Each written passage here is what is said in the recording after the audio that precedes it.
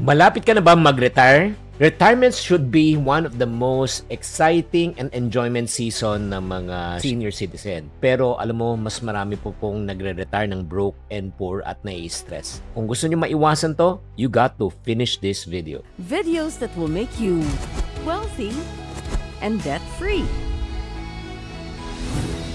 Hi there, this is Chinky Tan, your pambansang wealth coach. Pag-usapan muna natin talaga ang isa sa pinakamahalagang bagay, lalo na sa mga retiree. Meron ba kayong mga lolo, lola, nanay, tatay ang malapit na po mag-retire? Alam nyo ba na meron pong top 5 money mistakes retirees make? That's the reason why they retired broke and poor. So what can you expect in this video? Pag-uusapan po natin dito yung 5 common financial mistakes. At the same time po, bakit po kailangan magplano, and then ano pong impact pag hindi tayo nakapag-prepare. So pag-usapan na po natin to. Number 1, may isa tayong storya na si Maria. 35 years old po siya. Hindi po siya nakapag-ipon ng retirement program. At ngayon, inaasahan po niya na ang kanyang mga anak ang mag-aalaga po sa kanya. Pero ano po ang reality? Kahit gusto siyang tulungan ng kanyang mga anak, hindi siya kayang tulungan. Kung makikita mo, number 1 reason, because hindi nakapaghanda ng retirement. Yun nga minsan ang nangyayari po.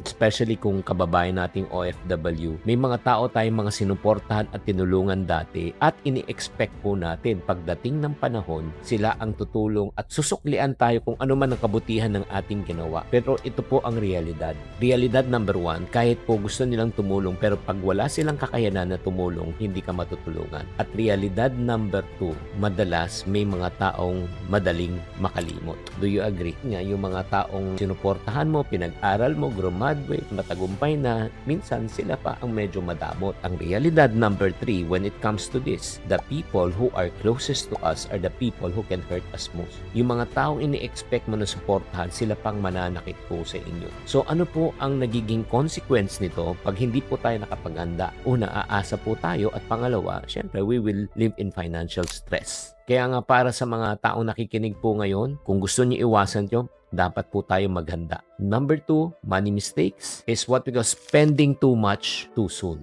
Ano ibig ko sabihin? Meron pong isang retiree rin, itago na lang natin sa pangalang Pedro, nag-retire siya na may pera. Pero ano po nangyari? Nung nag-retire na po siya sa company at may pera nga siya, bumili siya ng sasakyan, pagkatapos niya, nag-travel siya all around, yung talagang sinasabi niya, healing of the inner child. In the process po, yung retirement fund niya, naubos in less than 2 years.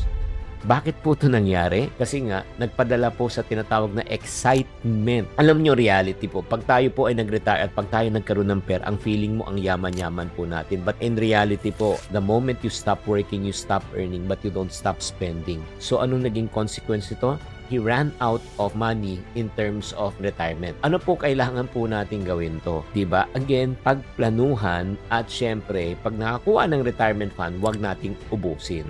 Pangatlo, third money mistakes ng mga retiree na nangyayari po. Sana naman ma-avoid nyo to. Hindi po binibilang at sinasama yung tinatawag nating inflation. When you say inflation, yung amount of money that you want to live on for the rest of your life. So, just to give you a perspective, kung tayo po ay meron tayong 3,000 pesos 10 years ago, pagpunta tayo ng supermarket, paglabas natin ng supermarket, puno po ang ating shopping cart. Pero ngayon po, pag may 3,000 pesos ka, punta ka ng supermarket, ang hawak mo na lang ay basket. Ang tawag po niyan ay inflation. Tumaas ang presyo ng bilihin at lumiit ang halaga ng ating pera. Just for you to be able to compute, more or less, yung living cost po ng isang tao ay dumodoble every 10 years. Kunyari, ang living cost mo ay 20,000. In another 10 years, magiging 40. Kunyari, ang living cost mo 40. In another 10 years, magiging 80,000 po yan. Ganun po ang nangyayari dyan. So, it's very important again that you should invest. Invest already for your future para pagdating ng panahon, wala kang problema pagdating sa retirement. And then pang-apat na money mistake, bakit ang mga retirees nagiging broke and poor? Walang sapat na health insurance. Ano ibig sabihin po ng walang sapat na health insurance? Meron po tayong kakilala. Ano po nangyari? Kung nasa company po siya, meron pa siyang health insurance. Pero nung wala na sa company, wala ng health insurance. So ano po nangyari? Nagkaroon po siya ng tinatawag na critical illness. Nagkaroon po siya ng stroke. Siyempre, lahat ng mga gastusin, siya po ang nag-shoulder. So ano nangyari? Yung retirement fund niya napunta po sa pag-medicate pa lang. Yun po ang nangyari. Kaya nga, it's very important. I just want to encourage you. Shout out sa mga retirement retirees, sikapin po natin aside from PhilHealth, kumuha rin kayo ng medical insurance kahit na maliit po. Bakit? Just in case na may mangyari, hindi po mauubos ang ating pinaghirapang pera. Sino po sa inyo nakikinig at nanonood ngayon, naubos ang inyong ipon, naubos ang inyong pera dahil sa medication ng mga mahal mo sa buhay o ikaw mismo? Type me sa comment section. Ano yung top 4 na? Number 1, walang retirement plan. Number 2, ginastos lahat ng retirement fund. Number 3, hindi sanama yung inflation. Number 4, walang health insurance.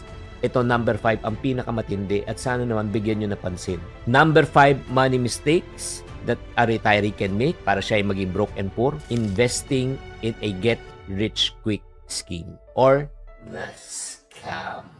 Ito po nakakalungkot. Si Lola Fe, nilapitan ng kapitbahay. Tapos nga sinabi daw na pwede daw siya kumita ng 10% per month kung ano ilalagak niyang pera. So, anong ginawa ni Lola Fe? Meron siyang more or less 2 million pesos. Naglagay siya ng 1 million muna. So, every month, kumikita yung pera niya ng 100,000 pesos a month na wala siyang ginagawa. Sobrang tuwang-tuwa siya. So, ano po nangyari? After 6 months, kumita na siya ng 1.6 million. Nung kumita na siya, meron pa siyang 1 million, tinodo pa niya. Naging 2 million na investment niya. Nung naglagay na po siya ng 2 million pesos, ano po nangyari?